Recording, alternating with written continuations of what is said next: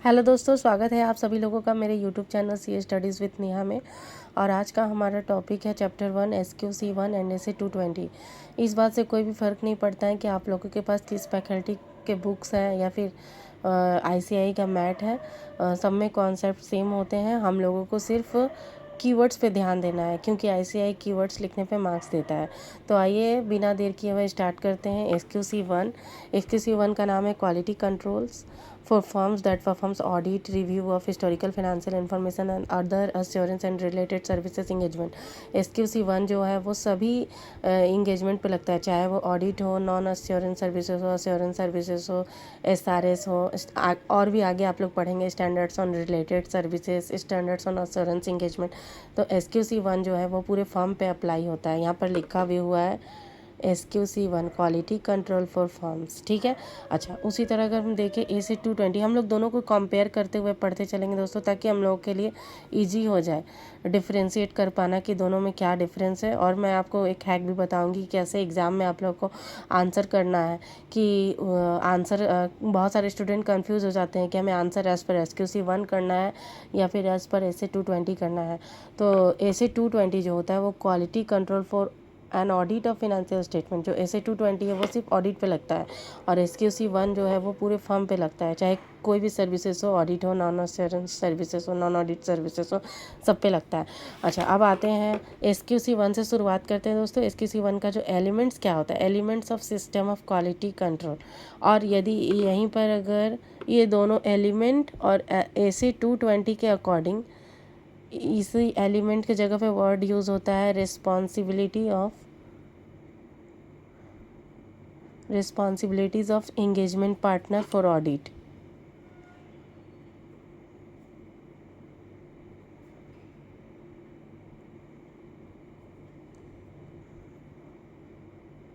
For audit याद रखिएगा दोस्तों इन दोनों का डिफरेंसेस। अगर SQC1 के अकॉर्डिंग पूछा जाए तो उसमें elements of system of quality control आएगा। और यदि एसे 220 के अकॉर्डिंग पूछा जाए तो यहाँ पर इसी का नाम बदल के हो जाता है responsibilities of engagement partner for audit, क्योंकि सिर्फ ऑडिट पे लगता है और ये पूरे फॉर्म पे लगता है। ये डिफरेंसेस याद रखिएगा। हाँ, तो पहला एलिमेंट है SQC1 का leadership responsibilities for quality with in the firm. और यही अगर एस पर एसे 220 हो तो ये हो जाएगा लीडरशिप रिस्पॉन्सिबिलिटीज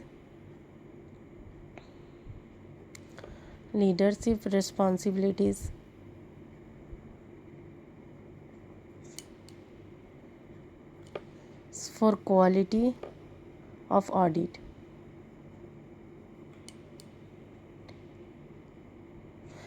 इसमें भी आप डिफरेंसेस देख पाते हैं। यहाँ पर लीडरशिप रिस्पॉन्सिबिलिटीज़ जो है वो पूरे फर्म के लिए है, यहाँ पर लिखा हुआ with in the firm.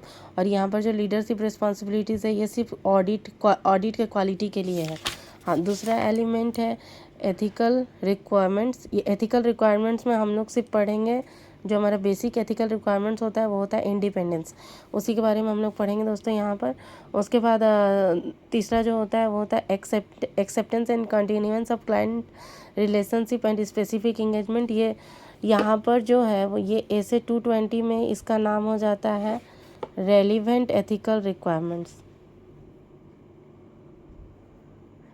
Relevant ethical requirements हो जाता है यही।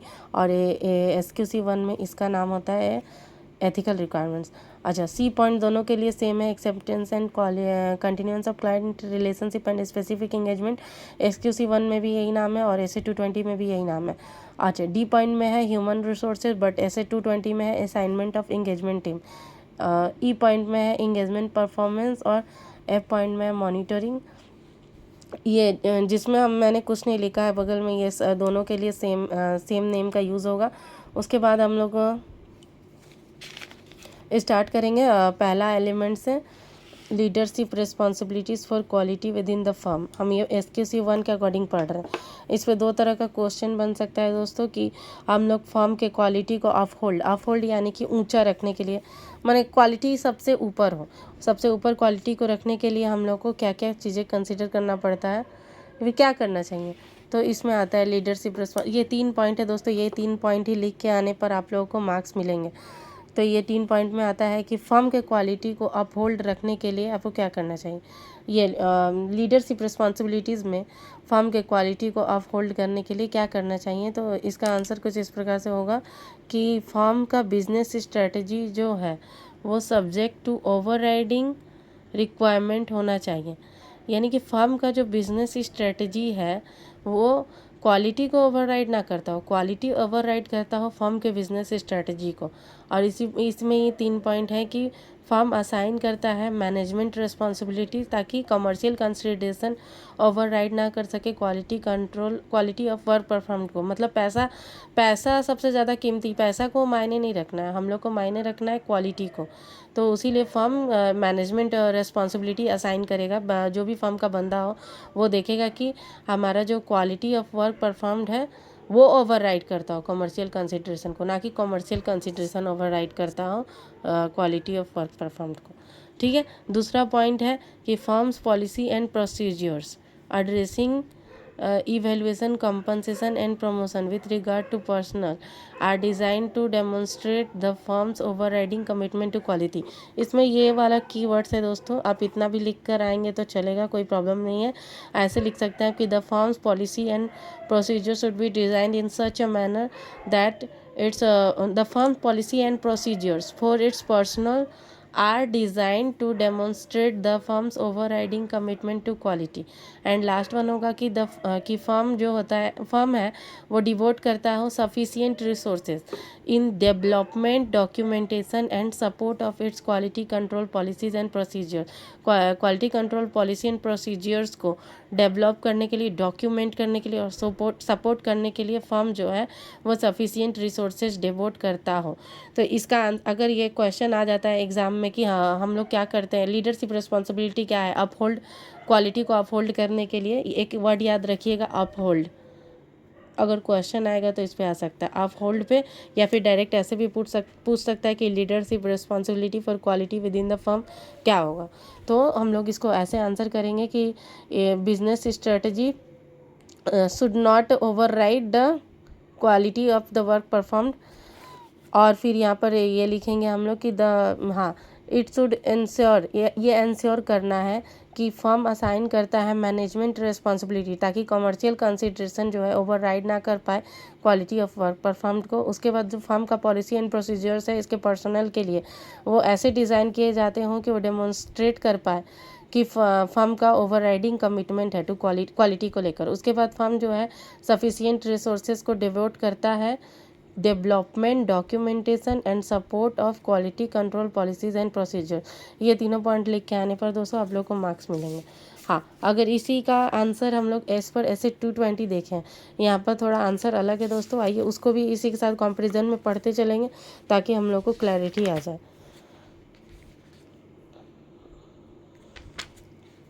हाँ, एस पर ऐसे 220 leadership responsibility for quality on audit क्या होगा। ये ऐसे 220 के अकॉर्डिंग आंसर है, दोनों में बहुत डिफरेंस है। वहाँ पर पूरे फर्म को लेकर हम लोग देखते हैं और यहाँ पर सिर्फ और सिर्फ इंगेजमेंट पार्टनर का क्या रिस्पॉन्सिबिलिटी है वो देखेंगे।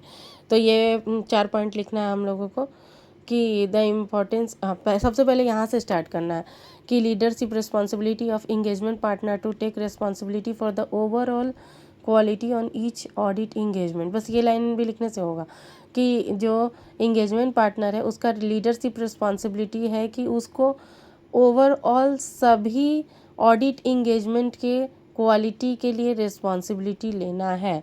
वो is to take responsibility for the overall quality on each audit engagement. जितना भी ऑडिट इंगेजमेंट है सबका ओवरऑल क्वालिटी के लिए लीडरशिप रिस्पॉन्सिबिलिटी इंगेजमेंट पार्टनर लेता है।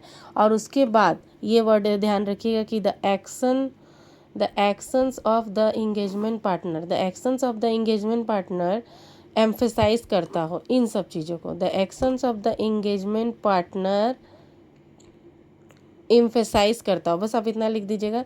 The action of the engagement partner emphasises. उसके बाद यहाँ से the importance to audit quality, ये ऑडिट क्वालिटी का इम्पोर्टेंस क्या हो। पहला लाइन हम लोग ये लिखेंगे कि leadership responsibility of an engagement partner is to take responsibility for the overall quality on each audit engagement and the action of the engagement partner emphasises. उसके बाद यहाँ से the importance to audit quality कि audit quality का importance क्या है। हाँ, इसका इम्पॉर्टेंस है कि जो भी वर्क परफॉर्म हो रहा है वो कंप्लाई करता है professional standards, regulatory and legal requirement से। उसके बाद जो भी वर्क परफॉर्म्ड हो रहा है वो कंप्लाई करता है फर्म्स के quality control policies and procedure से। जो भी रिपोर्ट इशू हो रहे हैं वो अप्रोप्रिएट है in the circumstances. And engagement team के पास ना एबिलिटी होना चाहिए, यदि उसको कुछ भी पता चल रहा है तो उसके लिए वो कंसर्न रेज कर सके विदाउट फियर ऑफ रिप्राइजल, बिना किसी डर के। हाँ, तो फिर से एक बार इसको याद कर लेना है दोस्तों। मैं इस तरह से इस क्लास को रिकॉर्ड करना चाहती हूँ ताकि आप लोग को पढ़ते पढ़ते ही बहुत सारी चीज़ें रिटेन हो जाए। तो एज़ पर ऐसे 220 बोले कि लीडरशिप रिस्पॉन्सिबिलिटी क्या है, तो हम लोग इसमें लिखेंगे सबसे पहले कि leadership responsibility of an engagement partner is to take responsibility for the overall quality on each audit engagement. हम लोग लीडरशिप रिस्पॉन्सिबिलिटी है एंगेजमेंट पार्टनर का कि वो रिस्पॉन्सिबिलिटी ले overall quality each audit engagement के लिए। और the action of engagement partner emphasise, क्या एक्शन एम्फेसाइज करता है वो यहाँ पर हम लोग देखेंगे कि the importance to audit quality. Leadership responsibility में इंगेजमेंट पार्टनर का एक्शन ऐसा होना चाहिए कि वो एम्फेसाइज करे, यानी कि जोर दे किस चीज़ पे, कि ऑडिट क्वालिटी का क्या इम्पोर्टेंस है। तो उसमें क्या इस इम्पोर्टेंस ऑफ ऑडिट क्वालिटी में ये 4 पॉइंट आएंगे कि जो भी वर्क परफॉर्म्ड हुआ वो कंप्लाई करता है professional standards, regulatory and legal requirement, इसको PRL भी बोल सकते हैं शॉर्ट में, यहाँ पर लिख सकते हैं आप PRL requirement, professional legal and regulatory requirement. जो भी वर्क परफॉर्म्ड हो कंप्लाई करता है फर्म के quality control policies and procedure से जो भी एप्लीकेबल है, और जो भी रिपोर्ट इशू हो रहा है वो अप्रोप्रिएट हो इन द सर्कमस्टांसेस।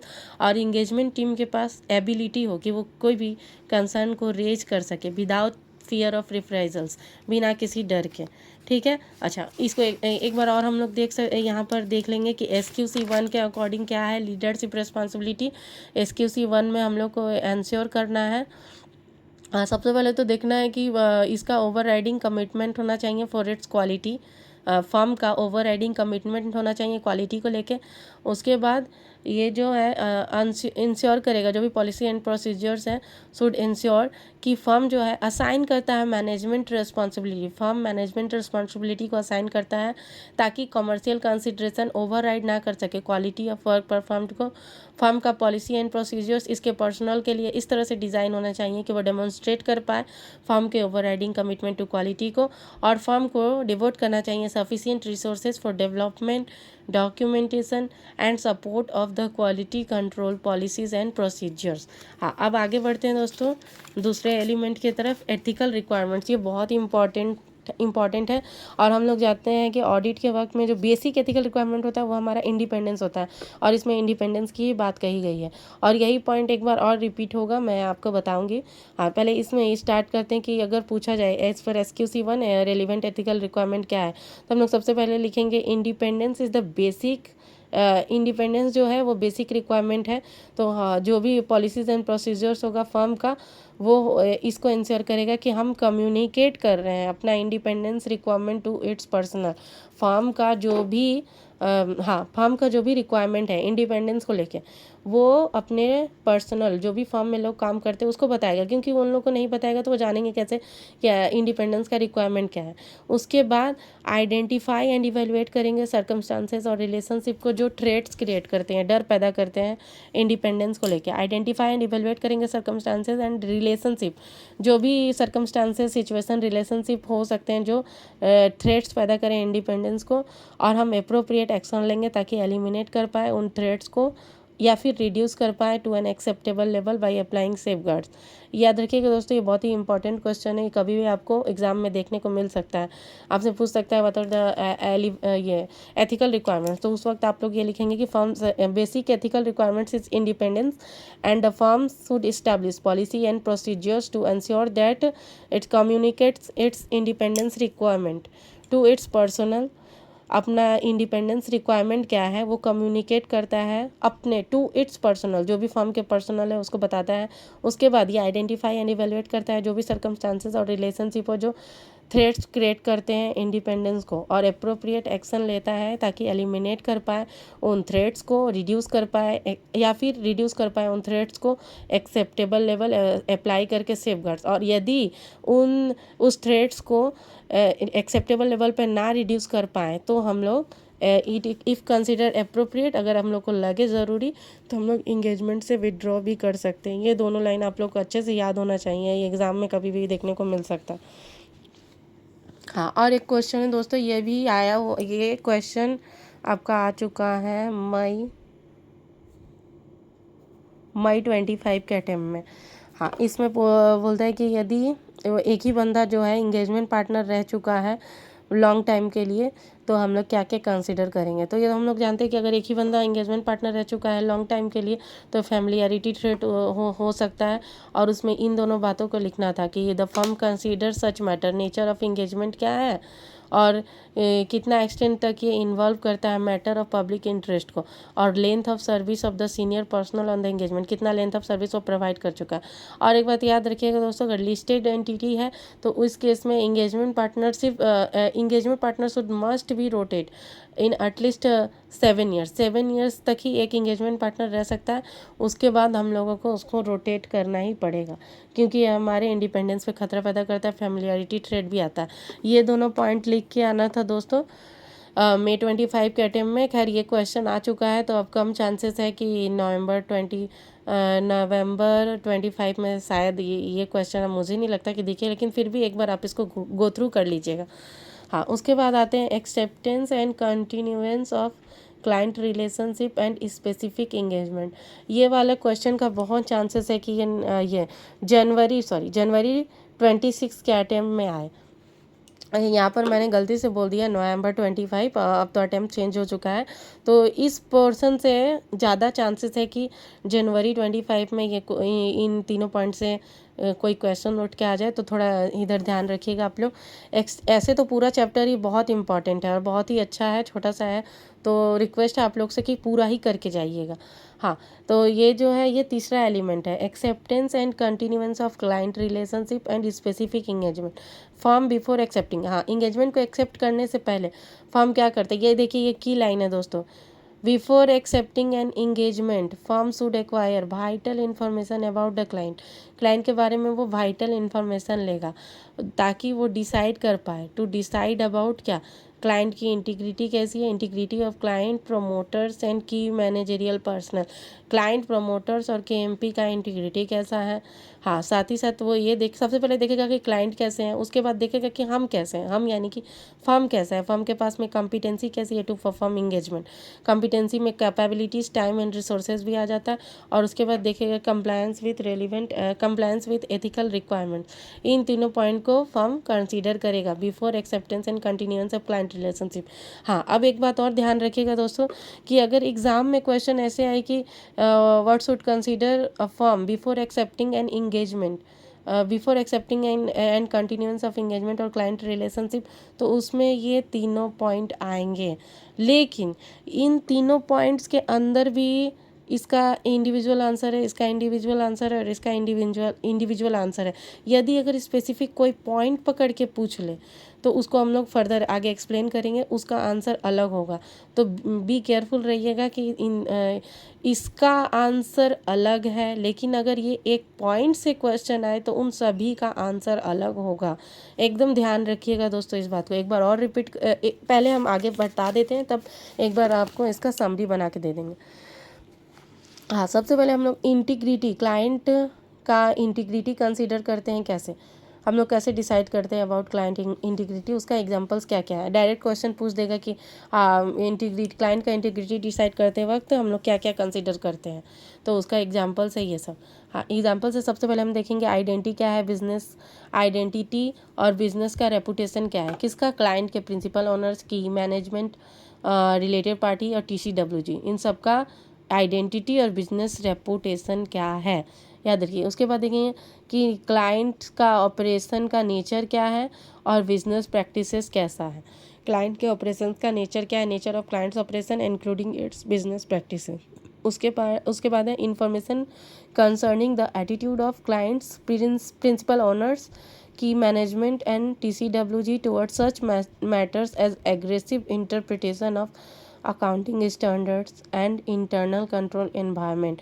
उसके बाद हम देखेंगे कि हमारा जो क्लाइंट का प्रिंसिपल और ओनर है, की मैनेजमेंट है और TCWG। ये लाइन बार बार रिपीट हो रहा है, इसको आप लोग ध्यान रखिएगा कि क्लाइंट का जो प्रिंसिपल ओनर है, की मैनेजमेंट और TCWG एक बार याद कर लेंगे तो सभी जहाँ जहाँ इसका यूज़ हो रहा है वहाँ पे आप लोग ये तीनों को रेफर कर सकते हैं। क्लाइंट का principal owner, key management, TCWG का एटीट्यूड कैसा है जब वो इंटरप्रेट कर रहा हो अकाउंटिंग स्टैंडर्ड और इंटरनल कंट्रोल एनवायरनमेंट को। ठीक है, उसके बाद है कि क्या क्लाइंट जो है एग्रेसिवली कंसर्न है, क्लाइंट क्या हमारे फर्म के फीस को मेंटेन करना चाहता है एज लो एज पॉसिबल, क्या उसका यही मकसद है। इससे हमारे स्कोप पे भी लिमिटेशन आ जाता है। और देखिए इसके बाद का पॉइंट है कि क्या यहाँ पर कोई इंडिकेशन है of an inappropriate limitation in the scope of work, क्या हमारे वर्क के स्कोप पे कोई इंडिकेशन है इनअप्रोप्रिएट लिमिटेशंस का। उसके बाद हम ये देखेंगे कि क्लाइंट कोई मनी लॉन्ड्रिंग एक्टिविटीज़ या फिर अदर क्रिमिनल एक्टिविटीज़ में ये इन्वॉल्व तो नहीं है, ऐसा कोई इंडिकेशन है। और ये भी देखेंगे कि इस appointment proposed appointment of the firm का क्या रीज़न है और क्या रीज़न है non appointment of the previous firm. एक बार और अच्छे से देखते हैं दोस्तों, हम लोग देखेंगे identity and business reputation of the client's principal owner, key management, related party, TCWG। उसके बाद देखेंगे नेचर क्या है क्लाइंट्स के ऑपरेशन का और इसका बिजनेस प्रैक्टिसेस क्या है। उसके बाद देखेंगे कि हाँ क्लाइंट के principal owner, key management, TCWG का एटीट्यूड कैसा है toward aggressive interpretation of accounting standards और इंटरनल कंट्रोल एनवायरनमेंट। उसके बाद देखेंगे कि क्लाइंट्स क्या एग्रेसिवली कंसर्न है हमारे फर्म के फीस को मेंटेन करने में एज लो एज पॉसिबल। उसके बाद देखेंगे क्या कोई इंडिकेशन ऑफ इनअप्रोप्रिएट लिमिटेशंस तो नहीं है हमारे स्कोप ऑफ वर्क पे। उसके बाद देखेंगे कि क्या कोई इंडिकेशन तो नहीं है कि client might be involve in the money laundering और अदर क्रिमिनल एक्टिविटीज़, और क्या रीज़न है इस प्रपोज्ड अपॉइंटमेंट का और क्या रीज़न है non reappointment of previous firm का। आप लोग इसको पहले समझ लीजिएगा, लेकिन दोस्तों एक बार ना एक दो बार इसको रीड जरूर करिएगा, क्योंकि हो सकता है कि जब आप आंसर राइट कर रहे हो तो सेंटेंसेस फ्रेम ना कर पाए। यहाँ पर देख लीजिए कैसे लिखा हुआ है, indication of an inappropriate limitation in the scope of work. हो सकता है कि आपको ये याद हो कि स्कोप ऑफ वर्क पे कोई लिमिटेशन है, मगर आप इस तरह से एग्जाम में लिख ना पाए indication of an inappropriate limitation in the scope of work. इस चैप्टर को आप 4 से 5 बार रिवाइज करके जरूर जाइएगा, क्योंकि इसमें से 5 से 8 नंबर का एकदम क्वेश्चन फिक्स होता है। उसके बाद यहाँ पर भी देख लीजिए लाइन कैसे लिखा हुआ है, indication that the client might be involve in money laundering और अदर क्रिमिनल एक्टिविटीज़। तो ये इसको पढ़ना बहुत ज़रूरी है। हम मानते हैं कि आपको कॉन्सेप्चुअल अंडरस्टैंडिंग हो, मगर लिखने के लिए आपको पता होना चाहिए वर्डिंग्स और सेंटेंसेस को कैसे लिखना है। ये हो गया हमारा पहला पॉइंट। इंटीग्रिटी का अगर क्वेश्चन आए तो हम लोगों को इस पॉइंट्स को लिखना है। टोटल 7 पॉइंट्स हैं, इसमें से आप 5 या 6 पॉइंट भी लिख के आएंगे तो चलेगा। हाँ, उसके बाद अगर हम अभी तो हम देख लिए कि क्लाइंट कैसा है, सामने वाली पार्टी कैसी है। अब हम लोग ये देखेंगे कि हम कैसे, यानी फर्म कैसा है, फर्म के पास में क्या कॉम्पिटेंसी है उस इंगेजमेंट को परफॉर्म करने के लिए। तो जब ऐसा क्वेश्चन आए कि what should consider while whether the firm has capability, competency, time, resources to undertake the engagement, तो हम लोग क्या क्या कंसिडर करेंगे। हाँ, तो इसके बाद हम लोग देखेंगे, ये भी बहुत ईजी सा है। इसमें लिखा हुआ है कि firm personal have knowledge of relevant industries और सब्जेक्ट मैटर। फर्म के पर्सनल के पास में नॉलेज होना चाहिए रेलिवेंट इंडस्ट्री और सब्जेक्ट मैटर्स का। उसके बाद फर्म के पर्सनल के पास में एक्सपीरियंस होना चाहिए रेलिवेंट रेगुलेटरी और रिपोर्टिंग रिक्वायरमेंट का। एबिलिटी होना चाहिए कि वो नेसेसरी स्किल्स और नॉलेज को इफेक्टिवली गेन कर पाए। फर्म के पास में सफिशिएंट रिसोर्सेज होना चाहिए ताकि और नेसेसरी कैपेबिलिटीज़, कॉम्पिटेंसी होनी चाहिए। एक्सपर्ट्स का अगर ज़रूरत पड़ रहा है तो वो अवेलेबल होना चाहिए। अगर EQCR का ज़रूरत है तो वो भी अवेलेबल होना चाहिए अगर एप्लीकेबल हो तो। और ये फर्म के पास में ये फर्म को रिपोर्टिंग डेडलाइन के अंदर में इंगेजमेंट को कंप्लीट करना है।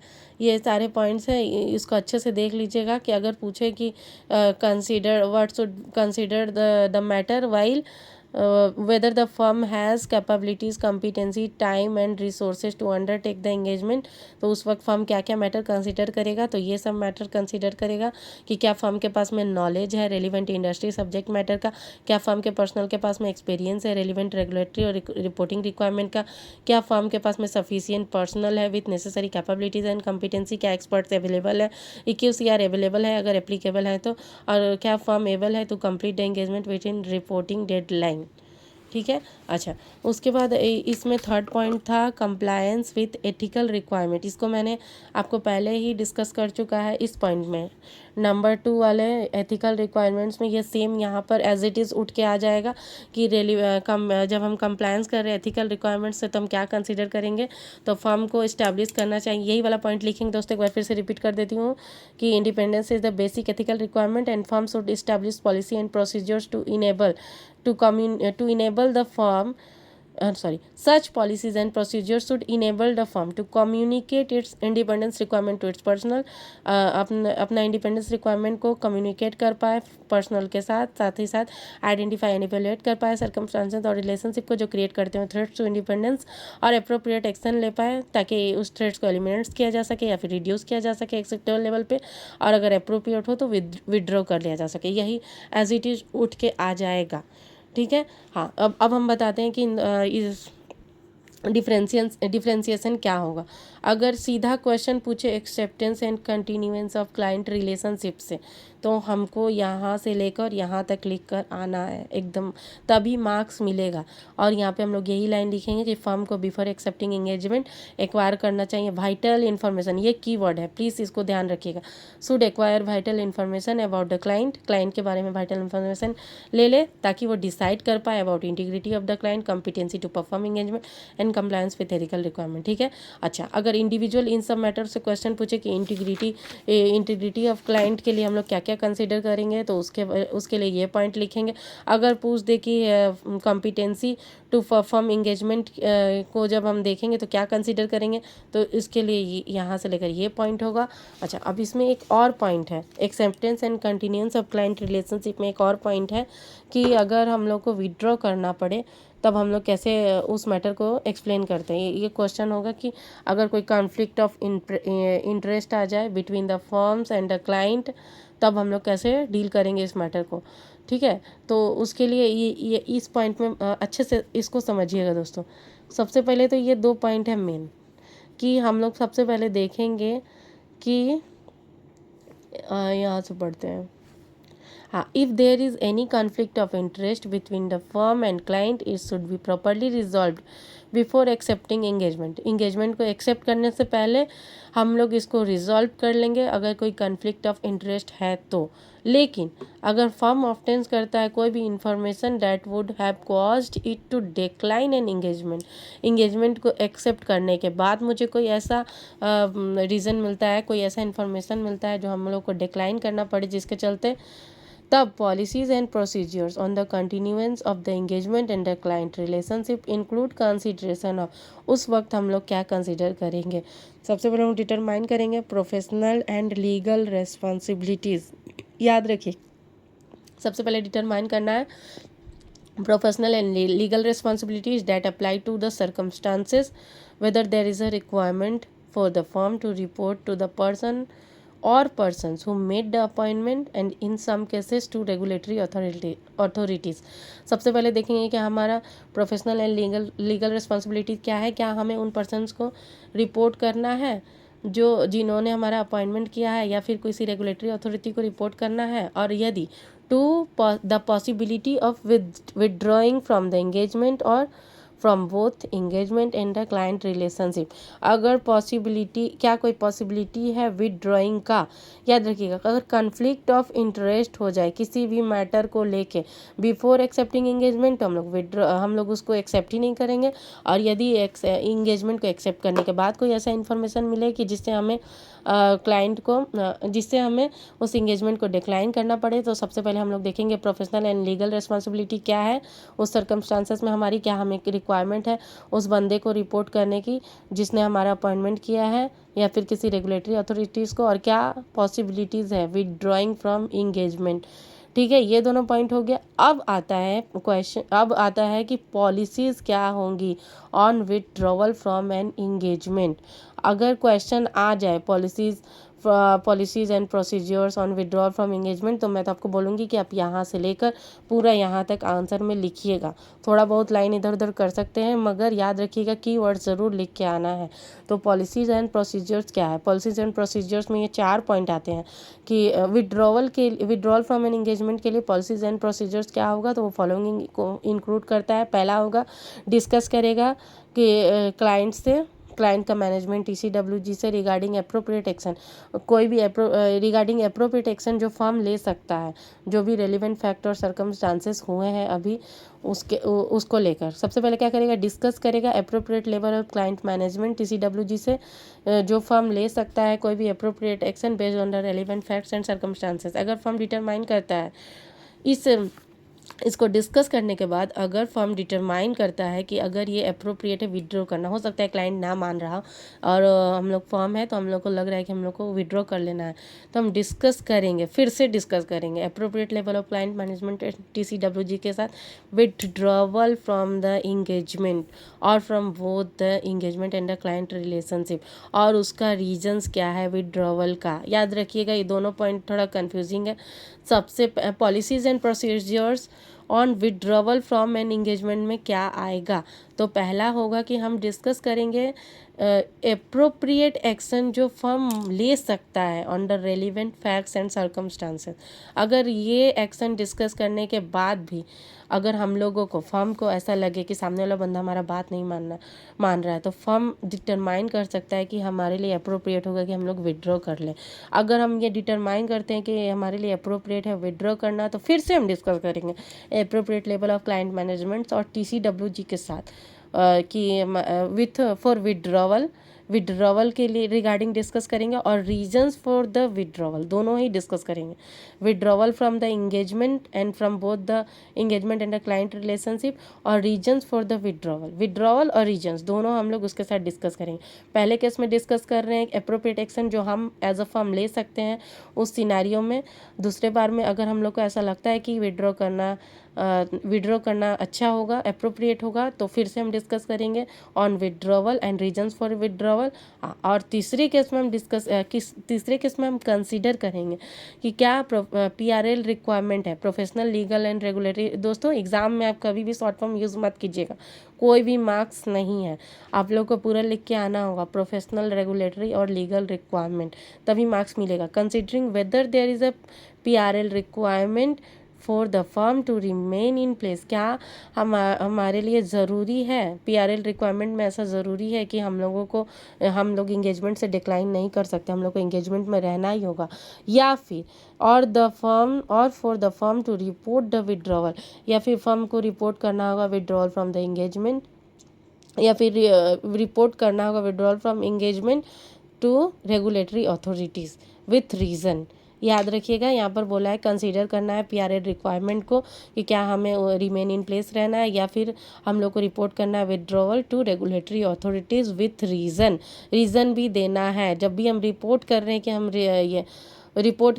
हम विड्रॉ कर रहे हैं तो वहाँ पे भी रीज़न देना है। जब भी हम डिस्कस कर रहे हैं कि हम विड्रॉ कर रहे हैं वहाँ पे भी रीज़न देना है विड्रॉल के लिए। और लास्ट में हम लोग सबको डॉक्यूमेंट करेंगे क्या सिग्निफिकेंट इशूज़ थे, उसका कंक्लूज़न क्या हुआ, उसका कंसल्टेशन क्या हुआ और कंक्लूज़न क्या हुआ, और वो बेसिस फॉर कंक्लूज़न क्या हुआ। याद रखिएगा दोस्तों, ये बहुत ही इंपॉर्टेंट क्वेश्चन है, हो सकता है कि जनवरी में आपको देखने को मिल जाए, और मुझे बहुत मतलब हाई लेवल का चांसेस लग रहा है कि इस बार क्वेश्चन यहाँ से बनकर आए, इस पॉइंट से, acceptance and continuance of client relationship. एक बार फिर इसको रिपीट करती हूँ, प्लीज़ बहुत ही ध्यान से सुनिएगा कि अगर एक क्वेश्चन आ जाए acceptance and continuance of client relationship को लेकर, तो आप क्या कंसीडर करेंगे, तो आप कंसीडर कीजिएगा वाइटल क्या फर्म बिफोर एक्सेप्टिंग इंगेजमेंट को एक्सेप्ट करने से पहले एक्वायर करेगा vital information about the client, जिसमें वो डिसाइड करेगा क्लाइंट के इंटीग्रिटी के बारे में, कॉम्पिटेंसी क्या है एंगेजमेंट को परफॉर्म करने के लिए, compliance with the ethical requirement. अगर इन तीनों इंडिविजुअल पॉइंट्स पे क्वेश्चन आ जाए इंटीग्रिटी के रिगार्डिंग, तो यहाँ से यहाँ तक आंसर होगा।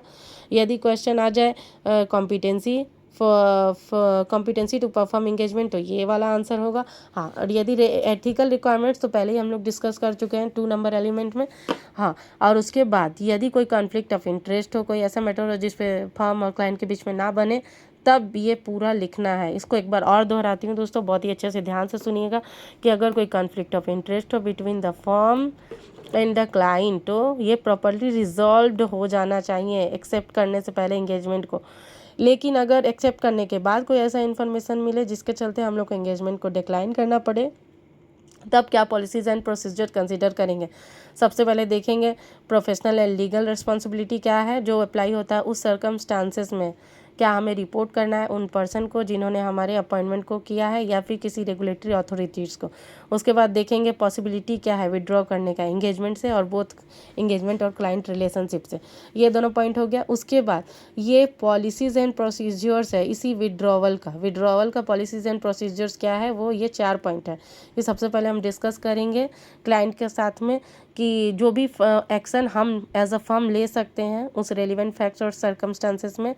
उसके बाद जब वो डिस्कस कर लिया और अगर फिर भी हमें लगता है अगर हम एज अ फर्म डिटरमाइन करते हैं कि अप्रोप्रिएट है विड्रॉ करना, तो फिर से डिस्कस करेंगे क्लाइंट के साथ में on withdrawal from both engagement and continuous हम क्लाइंट रिलेशनशिप और उसका रीजंस क्या है।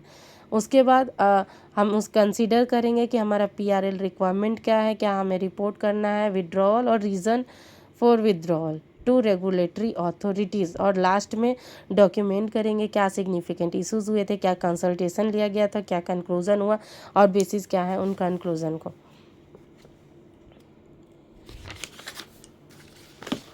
ह्यूमन रिसोर्सेस उतना इम्पॉर्टेंट नहीं है, फिर भी देख लेते हैं। यहाँ ये वाला पॉइंट हो सकता है कि आ जाए ह्यूमन रिसोर्सेज के पॉइंट में कि the firm should assign responsibility for engagement to an engagement partner. Firm assign करता है इंगेजमेंट पार्टनर को रिस्पॉन्सिबिलिटी परफॉर्म करने के लिए इंगेजमेंट। तो इस रिगार्डिंग क्या पॉलिसीज एंड प्रोसीजर होगा। ह्यूमन रिसोर्सेज से कोई भी क्वेश्चन आएगा तो उसका ये आंसर लिख के आएंगे आप लोग कि the firm should establish policies and procedures requiring. सबसे पहले कि आइडेंटिटी और रोल क्या है इंगेजमेंट पार्टनर का।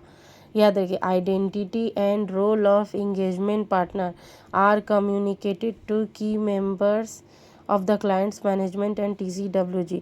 इंगेजमेंट पार्टनर का आइडेंटिटी एंड रोल क्या है ये फर्म बताएगा, कम्युनिकेट करेगा क्लाइंट के साथ में, क्लाइंट के मैनेजमेंट TCWG की मेंबर्स। उसके बाद इंगेजमेंट पार्टनर के पास में क्या appropriate capability competency authority and time है परफॉर्म करने के लिए उस रोल को।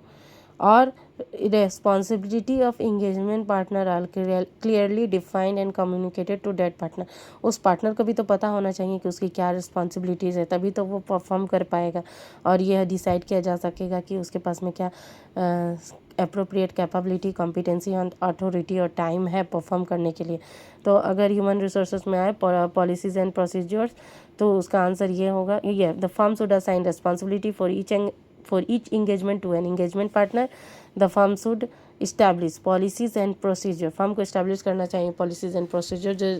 तो इसमें सबसे पहले आप लोग ऐसे याद कीजिएगा कि सबसे पहले जो रिस्पॉन्सिबिलिटी है इंगेजमेंट पार्टनर का क्लियरली डिफाइंड और कम्युनिकेट किया जाएगा उस पार्टनर को। उसके बाद में हम देखेंगे क्या इंगेजमेंट पार्टनर के पास में अप्रोप्रिएट कैपेबिलिटी कॉम्पिटेंसी अथॉरिटी और टाइम है परफॉर्म करने के लिए। और आइडेंटिटी और रोल इंगेजमेंट पार्टनर का कम्युनिकेट किया जा चुका है किसको, क्लाइंट्स के मैनेजमेंट TCWG को। उसके बाद आते हैं दोस्तों इंगेजमेंट परफॉर्मेंस। इंगेजमेंट परफॉर्मेंस को अच्छा एक और चीज़ ये ह्यूमन रिसोर्सेज यहाँ पर है तो SQC 1 के लिए SA 220 में है assignments to engagement team members. उसमें कुछ खास पॉइंट नहीं है दोस्तों, तो आप लोग अभी इसी को रेलिवेंट मान के चलिए। हाँ जहाँ पर भी मुझे SQC 1 और SA 220 में डिफ्रेंशिएट करने की ज़रूरत पड़ेगी वो मैं आप लोग को एक साथ ही डिफ्रेंशिएट करके पढ़ा दूँगी। इंगेजमेंट परफॉर्मेंस में हम लोग डायरेक्ट देखेंगे ये EQCR के बारे में पढ़ेंगे। ये वाला क्वेश्चन आपकी बार है, सितंबर 25 के अटेम्प्ट में आ चुका है। डॉक्यूमेंटेशन के रिगार्डिंग आया था कि EQCR ने डॉक्यूमेंटेशन मेंटेन नहीं किया है तो उसके लिए हमें क्या क्या कंसीडर करना चाहिए। तो उसके लिए हम लोग as per SQC 1 engagement partner को इन सभी चीज़ों को कंसीडर करना था और उसके बाद कैसे डॉक्यूमेंटेशन करना था इसके आगे मैं बताती हूँ। हाँ engagement quality control review EQCR इसको बोलते हैं हम लोग, यहाँ पर EQCR बोलेंगे शॉर्ट फॉर्म। हाँ, EQCR क्या क्या कंसिडर करेगा। EQCR ये 8 चीज़ें कंसिडर करेगा कि सबसे पहले देखेगा कि इंगेजमेंट टीम का एवेल्युएशन क्या है फर्म इंडिपेंडेंस के लिए in relation to specific engagement, significant risk क्या आइडेंटिफाई हुए हैं ड्यूरिंग द इंगेजमेंट के और उस रिस्क को क्या रिस्पॉन्स किया गया है, साथ साथ में जजमेंट क्या लिया गया है particularly with respect to materiality and significant risk को लेकर, क्या अप्रोप्रिएट कंसल्टेशन लिया गया है, कोई भी डिफरेंस ऑफ मैटर को लेके, डिफ़िकल्ट और कंटेंटियस मैटर को लेके, और क्या सिग्निफिकेंस एंड डिस्पोजिशन क्या है, corrected and uncorrected miss statement जो भी आइडेंटिफाई हुआ है ड्यूरिंग द एंगेजमेंट, क्या मैटर्स कम्युनिकेट किया गया था मैनेजमेंट और TCWG से, और वर्किंग पेपर्स जो भी सेलेक्ट किया EQCR ने रिव्यू के लिए वो रिफ्लेक्ट करते हैं work performed in relation to significant judgement और सपोर्ट द कंक्लूजन, और जो भी रिपोर्ट इशू है वो अप्रोप्रिएट है। अगर डायरेक्ट क्वेश्चन आएगा कि EQCR क्या मैटर को कंसीडर करेगा तो ये 8 पॉइंट होंगे। ये 8 पॉइंट में पहला है कि सबसे पहले वो देखेगा इंडिपेंडेंस, इंगेजमेंट टीम का evaluation of the firm independence देखेगा, उसके बाद देखेगा क्या सिग्निफिकेंट रिस्क अराइज हुए थे, उनको रिस्पॉन्स क्या दिया गया था, क्या जजमेंट मेड हुआ था particularly with respect to materiality और सिग्निफिकेंट रिस्क, क्या अप्रोप्रिएट कंसल्टेशन लिया गया था ऑन डिफिकल्ट और कंटेंटियस मैटर पे, उसके बाद देखा जाएगा कंटेंशियस मैटर पे, उसके बाद देखा जाएगा सिग्निफिकेंस एंड डिस्पोजिशन क्या है, corrected and uncorrected miss statement जो भी आइडेंटिफाई हुआ है ड्यूरिंग द एंगेजमेंट, उसके बाद देखा जाएगा क्या मैटर्स कम्युनिकेट किया है गया है मैनेजमेंट और TCWG से, और जो भी वर्किंग पेपर सिलेक्ट किया गया है वो रिफ्लेक्ट करते हैं वर्क परफॉर्म्ड को, और रिपोर्ट जो भी इशू है वो अप्रोप्रिएट हो इन द सर्कमस्टांसेस। यहाँ पर आ जाते हैं कि यहाँ इंगेजमेंट ऑफ डॉक्यूमेंटेशन के केस में इंगेजमेंट डॉक्यूमेंटेशन जो है ना यहाँ पर है आपका engagement file should be completed in not more than 60 days after the date of auditor's report।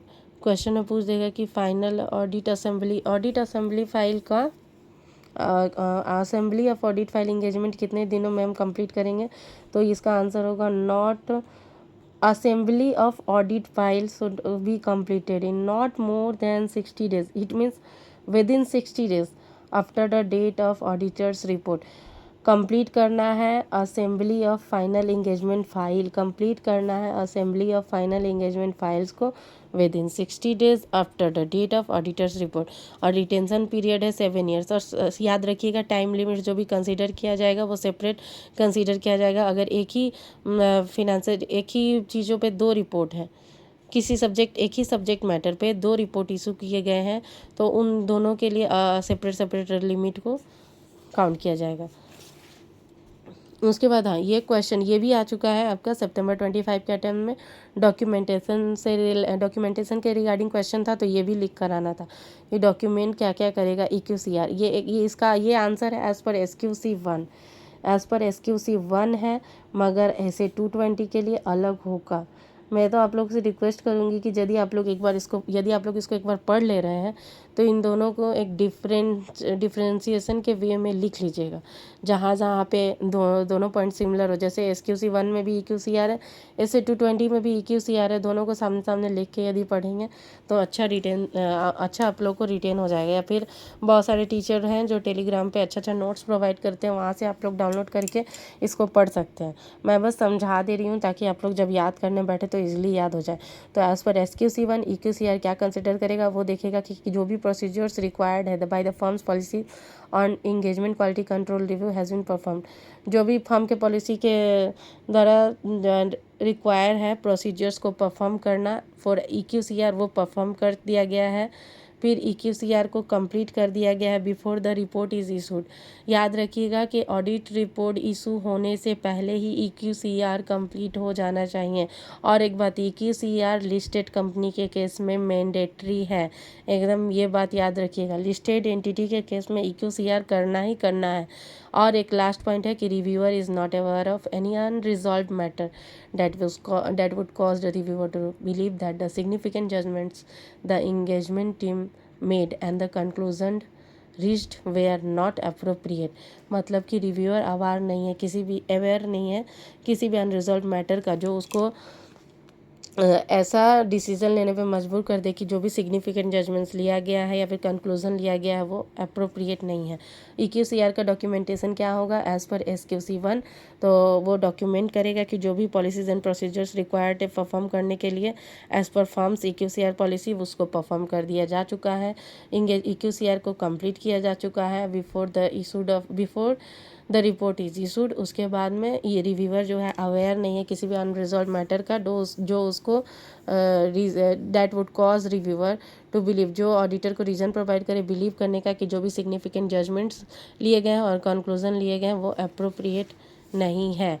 EQCR listed entity के केस में मैंडेटरी है और EQCR का ये डॉक्यूमेंटेशन का आंसर होगा एज पर SQC1। EQCR क्या क्या मैटर कंसीडर करेगा उसका आंसर होगा ये 8 पॉइंट। याद रखिएगा दोस्तों, अगर पूछ दे डायरेक्ट क्वेश्चन कि EQCR क्या कंसीडर करेगा while performing there task in case of listed entity, तो SQC1 के हिसाब से इसका आंसर ये होगा। अगर पूछ दे डॉक्यूमेंटेशन क्या करेगा तो इसका आंसर ये होगा।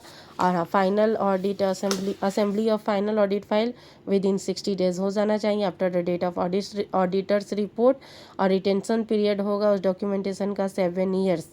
ध्यान रखिएगा। एक ये भी पॉइंट है कि अगर कोई डिफरेंस ऑफ ओपिनियन है इंगेजमेंट टीम मेंबर और EQCR में, तब हम लोग को रिपोर्ट ऑडिट रिपोर्ट तब तक इशू नहीं करना है जब तक कि वो मैटर रिजॉल्व ना हो जाए।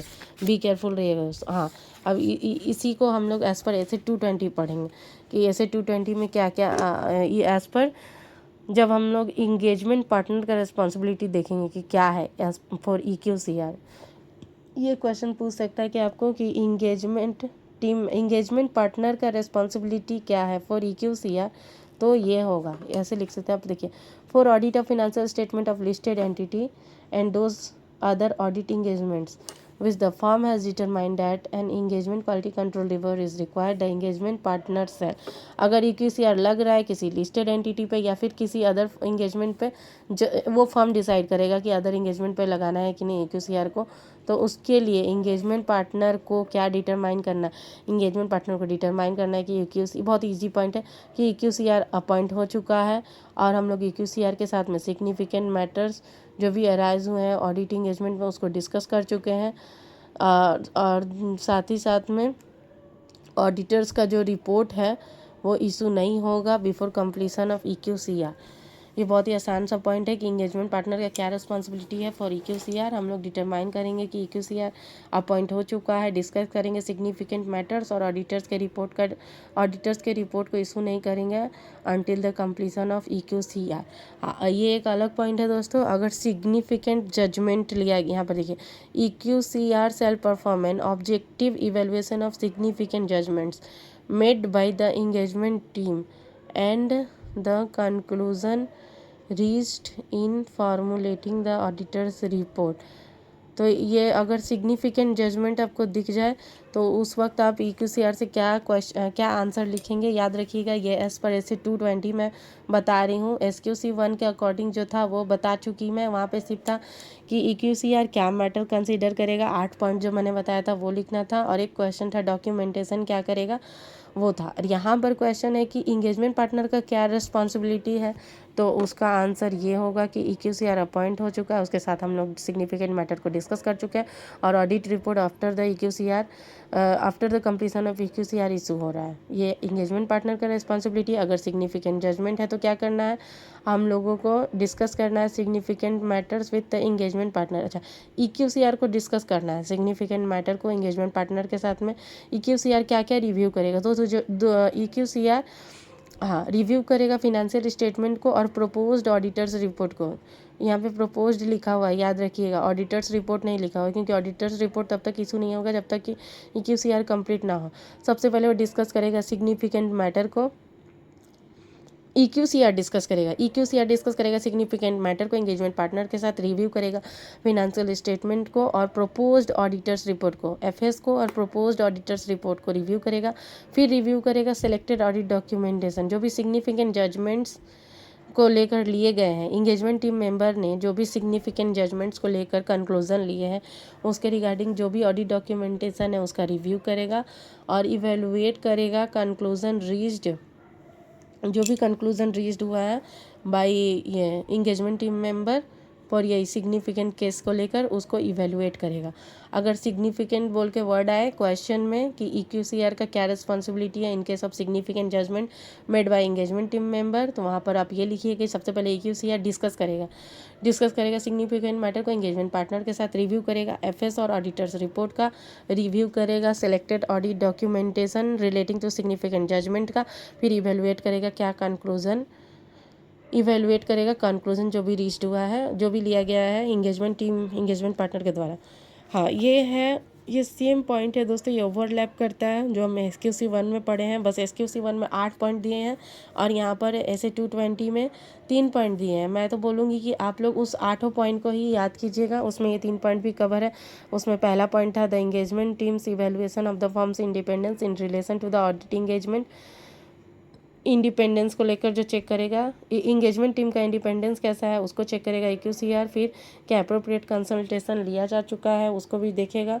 फॉर डिफ़िकल्ट और कंटेंटियस मैटर को लेकर वो देखेगा EQCR। और साथ में हाँ, सिलेक्टेड रिव्यू डॉक्यूमेंटेशन जो सिलेक्ट किया गया है रिव्यू के लिए वो रिफ्लेक्ट करते हैं work performed in relation to significant judgement and support करते हैं कंक्लूजन रीच्ड को।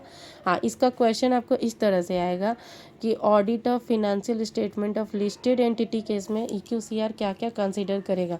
मैं बोलूँगी कि आप लोग ये वाला याद मत कीजिएगा, चुपचाप सिर्फ ये जो एक क्वेश्चन है ना यहाँ पर अभी हम लोगों ने देखा कि हाँ EQCR क्या कंसीडर करेगा, आप लोग यही याद करके जाइएगा और ये सारा पॉइंट लिख दीजिएगा। यही आप लोग का ये उसमें भी कवर हो जाएगा। कभी कभी हो जाता है ओवरलैप कर जाता है, ये दोनों क्वेश्चन एक दूसरे को ओवरलैप करता है। देखिए इसमें भी है कि इंगेजमेंट टीम इवैल्यूएशन क्या है, फर्म के इंडिपेंडेंस को लेकर क्या सिग्निफिकेंट रिस्क आइडेंटिफाइड हुए ड्यूरिंग द इंगेजमेंट। हाँ, अप्रोप्रिएट उसमें ये 3 पॉइंट है। एक है ये वाला engagement team evaluation of firms independence, एक है ये वाला अप्रोप्रिएट कंसल्टेशन जो भी लिया गया है, और एक ये वाला हाँ वर्किंग पेपर, यहाँ पे वर्किंग पेपर है, वहाँ पर डॉक्यूमेंटेशन है कि जो भी डॉक्यूमेंटेशन सेलेक्ट किया गया रिव्यू के लिए वो रिफ्लेक्ट करते हैं work performed in relation to significant judgement and support the conclusion reached. आप लोग को दिखा देती हूँ ताकि आप लोग को कन्फ्यूज़न ना हो। ये देखिए यही तीनों पॉइंट है, एक तो इंडिपेंडेंस के रिगार्डिंग, एक तो अप्रोप्रिएट कंसल्टेशन के रिगार्डिंग, और एक तो audit documentation selected for review. तो ये आप लोग वहाँ से याद कर लीजिएगा तो आप लोग इसका भी आंसर लिख पाएंगे। ये आप लोग को अलग से याद करने का ज़रूरत नहीं है। हाँ, ऐसे 220 में आप लोग इंगेजमेंट पार्टनर का क्या रिस्पॉन्सिबिलिटी है EQCR को लेकर, ये वाला यहाँ से यहाँ तक याद कर लीजिएगा। उसके बाद में अगर सिग्निफिकेंट जजमेंट को लेकर EQCR का क्या रिस्पॉन्सिबिलिटी है तो उसका आंसर यहाँ से यहाँ तक होगा। और ये वाला तो हम लोग पहले ही देख चुके हैं कि EQCR क्या क्या कंसिडर करेगा फॉर परफॉर्मिंग द रिव्यू, तो वही 8 पॉइंट वही वाला आप लोग याद कर लीजिएगा। और एक बात दोस्तों, हाँ EQCR में हम लोग ऐसा भी कर सकते हैं कि EQCR जो है उसको परफॉर्म नहीं करना है इंगेजमेंट टीम मेंबर के साथ, क्योंकि वो रिव्यू करने आया है। अगर वो खुद ही वर्क को परफॉर्म करेगा तो यहाँ पर सेल्फ रिव्यू ट्रेट आ जाएगा, वो अपने काम को क्या ही रिव्यू करेगा। हम लोग सोचते हैं कि हम लोग जो किए वो सही है, तो इसको हाँ डिस्कस कर सकता है किसी भी मैटर को EQCR और engagement team member engagement partner, लेकिन इस हद तक डिस्कस नहीं करेगा कि EQCR का ऑब्जेक्टिविटी लेवल कॉम्प्रोमाइज्ड हो जाए। ये बात याद रखिएगा, ऑब्जेक्टिव लेवल कॉम्प्रोमाइज़ नहीं होना चाहिए। और एक बात, EQCR जो है वो मैंडेटरी है लिस्टेड एंटिटी के केस में, और अगर अदर किसी इंगेजमेंट पे फर्म डिटरमाइन करता है EQCR लगाना तो वो फर्म इस्टेब्लिश करेगा क्राइटेरिया। आशा करते हैं कि आपको क्लियर हो गया। एक बार और बता देते हैं कि एज़ पर SQC1 2 क्वेश्चन है कि EQCR क्या कंसीडर करेगा for audit of financial statement of listed entity, तो ये सब कंसीडर करेगा। और डॉक्यूमेंटेशन क्या करेगा, तो ये इन तीनों को डॉक्यूमेंट करेगा। और यदि यही क्वेश्चन एज पर ऐसे 220 हम लोग देखेंगे तो क्वेश्चन आ सकता है कि इंगेजमेंट पार्टनर का क्या रिस्पॉन्सिबिलिटी है फॉर EQCR, तो वो ये 3 पॉइंट को लिख कर आना है। और यदि EQCR का क्या रिस्पॉन्सिबिलिटी है फॉर सिग्निफिकेंट जजमेंट को लेकर, तो इस चारों पॉइंट को लिख कर आना है। और ये वाला उसी में कवर हो जाएगा कि क्या क्या कंसीडर करेगा। हाँ, एक और क्वेश्चन है दोस्तों, ऐसे 220 में अगर कोई डिफरेंस ऑफ ओपिनियन है इंगेजमेंट टीम और इंगेजमेंट पार्टनर और EQCR के बीच में, तो इंगेजमेंट टीम को फॉलो करना चाहिए forms policy and procedures for dealing with and resolving difference of opinion. Form का जो भी इस्टेब्लिश पॉलिसी एंड प्रोसीजर्स है उसको फॉलो करना चाहिए उस डिफरेंस ऑफ ओपिनियन को रिजॉल्व करने के लिए।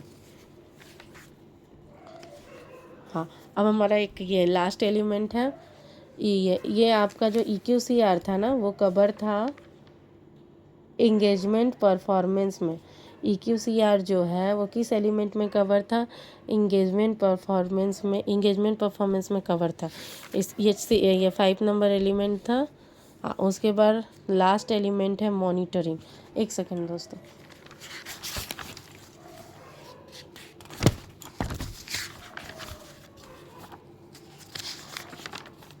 हाँ, 6 नंबर एलिमेंट है मॉनिटरिंग। इसका क्वेश्चन नवंबर 24 में आ चुका है, एक बार इसको हम लोग देख सकते हैं कि quality control of engagements has to be monitor taking into account following factors. हाँ, मॉनिटरिंग करने के लिए क्वेश्चन आ सकता है कि मॉनिटरिंग करने के लिए हम क्या फैक्टर्स को कंसीडर करेंगे। तो ये सब पॉइंट्स ये बहुत ही सिंपल है, बस यही एक क्वेश्चन है इसमें कि हमें डिसाइड करना है कि quality control system of the firm क्या, क्वालिटी कंट्रोल सिस्टम जो है फर्म का वो अप्रोप्रिएटली डिज़ाइंड है और इफ़ेक्टिवली इम्प्लीमेंटेड है। हम जब मॉनिटरिंग करेंगे तब हम क्या फैक्टर को कंसीडर करेंगे, याद रखिएगा ये क्वेश्चन आएगा। सबसे पहले तो ये वाला लाइन देख लीजिए, द फर्म को इंश्योर करना है पॉलिसीज एंड प्रोसीजर्स। ये तो एकदम की लाइन है और SQC1 का आंसर में कि फर्म को इस्टेब्लिश करना है पॉलिसीज़ एंड प्रोसीजर ताकि वो इंश्योर कर सके। और उसके बाद जिस भी एलिमेंट के रिगार्डिंग क्वेश्चन है वो आपको डालना है यहाँ पर कि फर्म को इस्टेब्लिश करना है policies and procedures to ensure that system of quality control. ये क्वालिटी कंट्रोल का जो सिस्टम है वो रेलिवेंट है, एडिक्वेट है, ऑपरेटिंग इफेक्टिवली है और कंप्लाइड विथ इन प्रैक्टिस है। ये वाला लाइन ज़रूर लिख के आइएगा यहाँ से यहाँ तक, ये स्टार्टिंग से लेकर यहाँ तक ये आ सकता है। ये मैंने अच्छा इंप्रेशन डालेगा कि फर्म को इस्टेब्लिश करना है पॉलिसीज एंड प्रोसीजर जो इंश्योर कर सके कि क्वालिटी कंट्रोल सिस्टम रेलिवेंट है, एडिक्वेट है, ऑपरेटिंग इफेक्टिवली है, कंप्लाइड विथ इन प्रैक्टिस है। हाँ, उसके बाद हम क्या क्या फैक्टर कंसीडर करेंगे, डिसाइड करेंगे कि क्या क्वालिटी कंट्रोल सिस्टम जो है अप्रोप्रिएटली डिज़ाइन हुआ है, अप्रोप्रिएटली और इफेक्टिवली इम्प्लीमेंट हुआ है। उसके बाद क्या न्यू एग्जामिन करेंगे whether new developments in the professional standards, legal and regulatory requirements have been reflected in the quality control policies। Examine करेंगे जो भी न्यू डेवलपमेंट्स है प्रोफेशनल स्टैंडर्ड्स में, लीगल एंड PRL रिक्वायरमेंट का बात कर रहा है। शॉर्ट फॉर्म नहीं लिखना है, लॉन्ग फॉर्म लिखना है, बार बार बोल रही हूँ मार्क्स कट जाएंगे। एग्जामिन करेंगे whether new developments in PRL requirements have been reflected in quality control policies. क्या जो भी न्यू डेवलपमेंट हो रहा है वो रिफ्लेक्ट हो रहा है एडिक्वेटली इन QCS पॉलिसीज में। उसके बाद कंडक्ट करेंगे हम मॉनिटरिंग को कंडक्ट कैसे करेंगे, हम कैसे देखेंगे QCS अच्छे से ऑपरेट हो रहा है हमारे फर्म में। तो उसके लिए हम मॉनिटरिंग प्रोसेस को असाइन करेंगे किसी पार्टनर को जिसके पास में सफिशिएंट एंड अप्रोप्रिएट एक्सपीरियंस है और अथॉरिटी भी है। उसके बाद हम डील करेंगे कंप्लेंट्स एंड एलिगेशन से जो फर्म के अगेंस्ट है या फिर एम्प्लॉय के अगेंस्ट है, और कोई अगर नॉन कंप्लायंस हुआ है प्रोफेशनल स्टैंडर्ड्स और कोई भी रेगुलेटरी रिक्वायरमेंट से। हाँ, ये कंप्लेन कोई person with in the firm भी रेज कर सकते हैं या फिर आउटसाइड फर्म भी। हाँ, डील करेंगे complaints and allegation against the firm और employ of non-compliance with the professional standards, appropriate regulatory requirement by a person within or outside the firm। चाहे वो बाहर का बंदा हो या फर्म का बंदा हो, अगर वो कोई कंप्लेन करता है फिर एलिगेशन लगाता है फर्म और एम्प्लॉय पे और non compliance with professional standards पे या फिर किसी भी रेगुलेटरी रिक्वायरमेंट से, तब हम उससे हमारा क्वालिटी कंट्रोल सिस्टम उससे डील करता है। ये भी मॉनिटरिंग का एक फैक्टर है। और अप्रोप्रिएट एक्शन लेंगे जब कोई पर्सनल क्वालिटी कंट्रोल सिस्टम से कंप्लाई नहीं करता है, और अप्रोप्रिएट एक्शन लेंगे जब कोई डेफिशिएंसी है डिज़ाइन और operation of the firms quality control policies and procedures में, या फिर कोई नॉन कंप्लायंस हो रहा है फर्म के सिस्टम ऑफ क्वालिटी कोई नॉन कंप्लायंस आइडेंटिफाई हुआ है तो हम लोग अप्रोप्रिएट एक्शन लेंगे डेफिशिएंसी के लिए। एक बार फिर से रिपीट कर दे रही हूँ दोस्तों कि मॉनिटरिंग को लेकर अगर कोई क्वेश्चन आता है तो आप लोग लिखेंगे कि फर्म को इस्टेब्लिश करना policies and procedures to ensure that कि system of quality control procedures relevant है, एडिक्वेट है, ऑपरेटिंग इफेक्टिवली, कंप्लाइड विथ है, और ये मैटर कंसीडर करेगा, डिसाइड करेगा कि क्वालिटी कंट्रोल सिस्टम डिज़ाइन हुआ है अप्रोप्रिएटली और इफेक्टिवली इम्प्लीमेंट हुआ है। जो भी न्यू डेवलपमेंट्स है वो professional standards, legal and regulatory requirement वो रिफ्लेक्ट हो रहा है क्वालिटी कंट्रोल पॉलिसीज़ में। कंडक्ट करेंगे, मॉनिटरी को असाइन करेंगे किसी भी पार्टनर को रिस्पॉन्सिबिलिटी जिसके पास में sufficient and appropriate experience and authority in the time हो। डील करेंगे कंप्लेंट एंड एलिगेशन से, जो भी जो फर्म का या फिर कोई बाहर का बंदा लगाया है फर्म के पर्सनल या एम्प्लॉय पे या फिर फर्म पे, अगर कोई नॉन कंप्लायंस हुआ है प्रोफेशनल स्टैंडर्ड्स और एप्रोप्रिएट रेगुलेटरी रिक्वायरमेंट से। एप्रोप्रिएट रेमीडियल एक्शन लेंगे अगर कोई पर्सन QCS को कंप्लाई नहीं कर रहा है, QCS यानी कि क्वालिटी कंट्रोल सिस्टम और पॉलिसीज़। उसके बाद एप्रोप्रिएट एक्शन लेंगे अगर कोई डेफिशिएंसी आइडेंटिफाई हुआ है डिज़ाइन और ऑपरेशन में फर्म्स के quality control policies and procedures में, और या फिर कोई नॉन कंप्लायंस आइडेंटिफाई हुआ है सिस्टम ऑफ फर्म के system of quality control system में। ये 6 पॉइंट है मॉनिटरिंग से रिगार्डिंग। उसके बाद आ जाता है SA 220 जो हम ऑलरेडी कवर कर चुके हैं।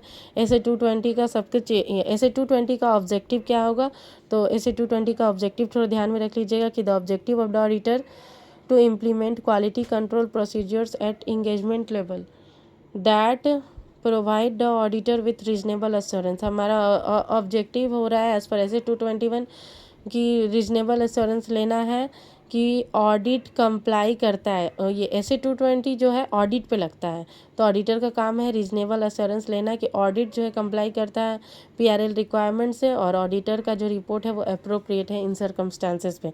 और ये भी मैंने आपको एलिमेंट भी बता दिया है, वो सेम है जैसा कि SQC 1 का है। बस हाँ, यहाँ पर एथिकल रिक्वायरमेंट था, यहाँ पर रेलिवेंट एथिकल रिक्वायरमेंट हो जा रहा है, और यहाँ पर ह्यूमन रिसोर्सेज था, यहाँ पर असाइनमेंट ऑफ इंगेजमेंट टीम्स हो जा रहा है, और यहाँ पर था leadership responsibilities for quality with in firm, यहाँ पर leadership responsibilities for quality on audit. बाकी सब सेम है, और जो भी डिफरेंशिएशन के पॉइंट है वो मैंने पहले ही डिस्कस कर चुके हैं। तो ऐसे 220 भी हमारा ख़त्म हो जाता है। हाँ ऐसे 220 में एक क्वेश्चन देखिए, एक क्वेश्चन यहाँ पे रह गया है, मैं आपको बताती हूँ। हाँ, EQCR क्या डॉक्यूमेंट करेगा, याद रखिएगा ये इंपॉर्टेंट क्वेश्चन है। ऐसे 220 के अंतर्गत EQCR क्या डॉक्यूमेंटेशन कैसे करेगा और SQC 1 के अंतर्गत डॉक्यूमेंटेशन कैसे करेगा, ये देखिए दोनों एक जगह दिया हुआ है, मैं आसानी से समझा पाऊँगी। SQC 1 में हम लोग पहले ही पढ़ चुके हैं। EQCR डॉक्यूमेंट करेगा कि प्रोसीजर्स रिक्वायर, क्या EQCR डॉक्यूमेंट करेगा इन मैटर्स को कि जो भी प्रोसीजर्स रिक्वायर्ड है by firm policy on EQCR उसको परफॉर्म कर दिया जा चुका है, EQCR को कंप्लीट किया जा चुका है ऑडिटर्स रिपोर्ट के डेट के पहले, और रिव्यूअर अवेयर नहीं है किसी भी अनरिजॉल्व मैटर का जो उसको रीज़न प्रोवाइड करे बिलीव करने का कि significant judgements made by the engagement team member और conclusion reached were not appropriate. ये तीनों तो हम लोग पढ़ चुके हैं एज पर SQC 1। अब हम पढ़ेंगे कि EQCR क्या डॉक्यूमेंटेशन मेंटेन करेगा एज पर SA 220। हाँ, तो as per SA 220 engagement partner document करेगा क्या इशूज़ आइडेंटिफाई हुए हैं with respect to compliance with relevant ethical requirements और कैसे वो रिजॉल्व हुए हैं। उसके बाद वो देखेगा कंक्लूज़न ऑन क्या कंक्लूज़न हुआ है कंप्लायंस विथ इंडिपेंडेंस रिक्वायरमेंट को लेकर। 2 पॉइंट है दोस्तों एक ही चीज़ को लेकर। देखिए इशूज़ क्या आइडेंटिफाई हुए हैं रेलिवेंट एथिकल रिक्वायरमेंट्स को लेकर, on compliance with relevant ethical requirements को लेकर क्या कंक्लूजन हुए on compliance with independence requirement. एक इशू होगा रेलिवेंट एथिकल रिक्वायरमेंट के कंप्लायंस से, और एक कंक्लूजन क्या हुआ कंप्लायंस विथ इंडिपेंडेंस रिक्वायरमेंट से। हाँ, उसके बाद conclusion reached regarding acceptance and continuance of client relationship and audit engagement, और NSO nature and scope nature scope and conclusion क्या हुआ कंसल्टेशन जो भी लिया गया था ड्यूरिंग द ऑडिट इंगेजमेंट। हाँ, ये चारों पॉइंट हम लोग को लिख कर आना है एज पर SA 220। EQCR क्या डॉक्यूमेंट करेगा, तो ये आएगा कि क्या इशू आइडेंटिफाई हुए हैं on compliance with relevant ethical requirement, क्या कंक्लूजन रीच्ड हुआ है on compliance with independence requirement, क्या कंक्लूजन रीच्ड हुआ है regarding acceptance and continuance of client relationship, और नेचर एंड स्कोप क्या है ऑन कंक्लूजन क्या है of consultation undertaken during the audit engagement. अब बस लास्ट तक पहुंच गए दोस्तों। ये कुछ डिफरेंस है जो आप लोग पहले से ही डिफ्रेंशिएट करते हुए हम लोग आ रहे हैं कि ये अप्लाइज होता है एंटायर फॉर्म पे, ये अप्लाइज होता है सिर्फ ऑडिट पे। ये यहाँ पर भी सेम दिया हुआ है कि it is applicable to audit. हाँ, ये एप्लीकेबल है ऑडिट पे, review of historical financial information पे, अदर एश्योरेंस इंगेजमेंट, सभी चीज़ों पे एप्लीकेबल, और ये सिर्फ ऑडिट इंगेजमेंट पे एप्लीकेबल है। ये क्वालिटी कंट्रोल सिस्टम जो है पूरे फर्म पे लगता है एज अ होल, और ये सिर्फ ऑडिट इंगेजमेंट पे। मिला जुला के ये सेम पॉइंट है, उतना इम्पॉर्टेंट नहीं है, आप इसको गो थ्रू कर सकते हैं। और ये एक लास्ट पॉइंट है दोस्तों। यहाँ से क्वेश्चन बन के आ सकता है peer review board, quality review board और नेशनल फिनेंशियल रिपोर्टिंग अथॉरिटी। इसको मैं अपने नोट्स से करवाती हूँ दोस्तों, आइए आप लोग को दिखाते हैं।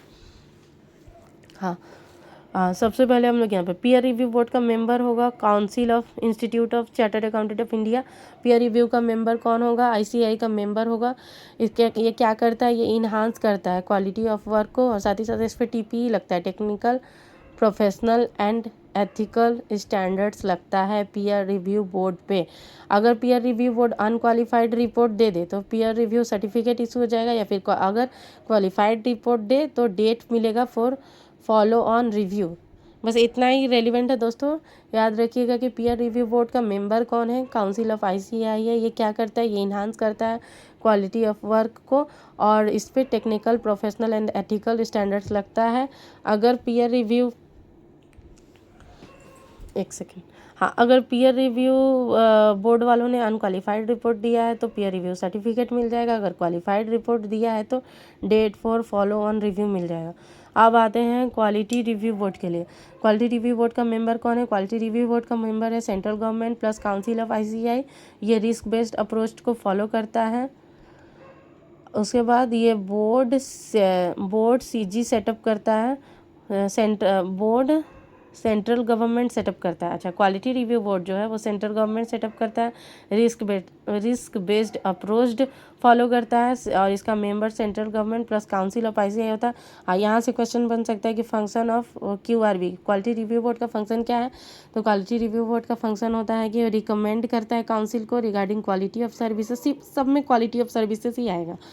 रिकमेंड करेगा काउंसिल को, गाइड करेगा मेंबर्स को, और रिव्यू करेगा जो भी quality of services perform by members है। आप लोग देख लीजिएगा लास्ट में सब में यही है कि regarding quality of services, quality of services and quality of services. बस इतना याद रखिएगा कि ये काउंसिल को रिकमेंड करेगा, क्वालिटी को रिव्यू करेगा और गाइड करेगा मेंबर्स को regarding what? Regarding quality of services.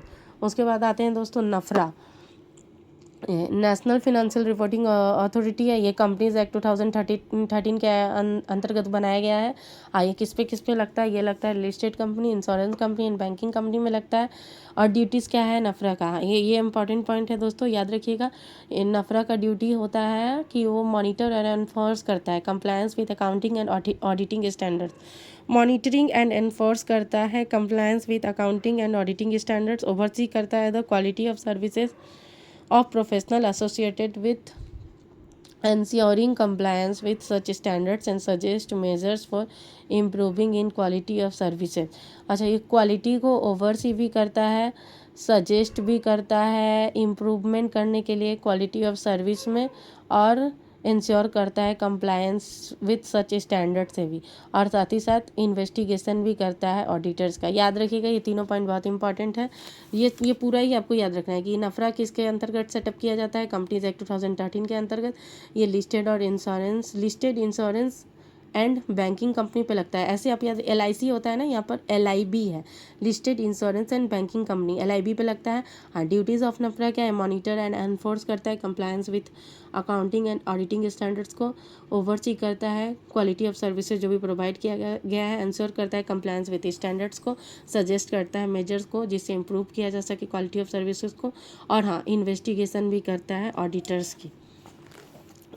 यही सब बातें यहाँ पर भी लिखी गई है दोस्तों पीयर रिव्यू बोर्ड के बारे में, QRV के बारे में मैंने बता दिया कि ये रिकमेंड करता है काउंसिल को, रिव्यू करता है क्वालिटी ऑफ सर्विसेज जो भी मेंबर ने प्रोवाइड किया है और गाइड करता है मेंबर्स को regarding what quality of services. देखिए quality of services, quality of services, quality of services. हाँ, और एक चीज़ याद रखिएगा कि जो नफरा और QRV का जो काम है ना वो ओवरलैप करता है।